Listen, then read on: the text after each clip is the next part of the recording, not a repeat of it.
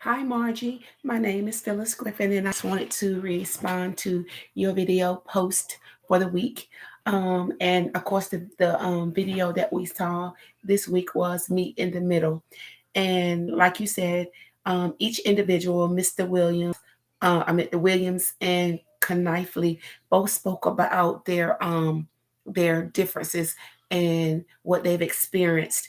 One talked about the lady talked about the unwelcome stares because of a small statue and some deformities that she had. And then he also talked about some stereotypes that he had encountered during him being a black man. And so, as you said, as you watched the video, you could identify with some of the struggles, and so could I. Like you said, some prejudices, some intentional, and some not intentional. But in all, we've experienced some type of stereotyping. Not even having to do with race.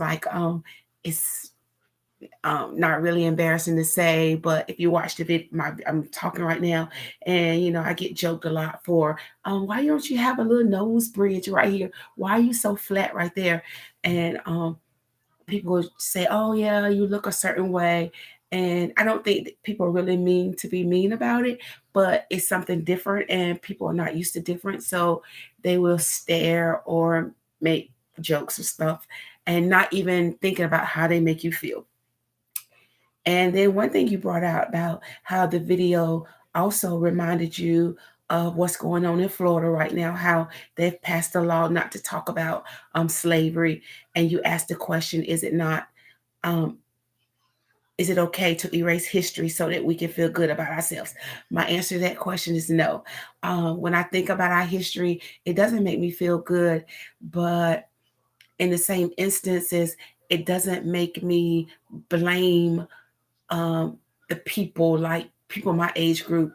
We're not responsible for the history, but I think we still should learn from it so we can go forward and do different, and then we can teach our children different. So I think not talking about it or not teaching it doesn't make it go away, but it makes us kind of repeat the same thing. But if we can see where we made errors in the past, my thing is, I think that we can learn from our past, not do what they did, the prejudice, the how we, the slavery. So we can teach our children this is what we shouldn't do. And in our history, we did do this, but now we can do better. Um, and so I like also what you said, you applauded the charge to take responsibility for our actions.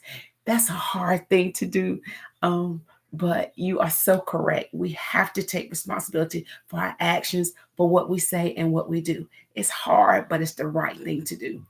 Um, and this, like you said, the world would be a better place if we would take responsibility for our actions and also treat people as we would like to be treated.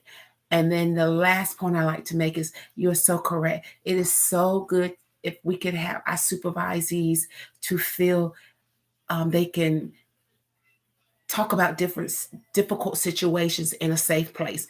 How we do for our clients when we tell our clients this is a non-judgment zone, this is a safe place where you can, talk about whatever you want to. I think it's the same thing we should do for our supervisees. So I really enjoyed your post. Thanks for sharing.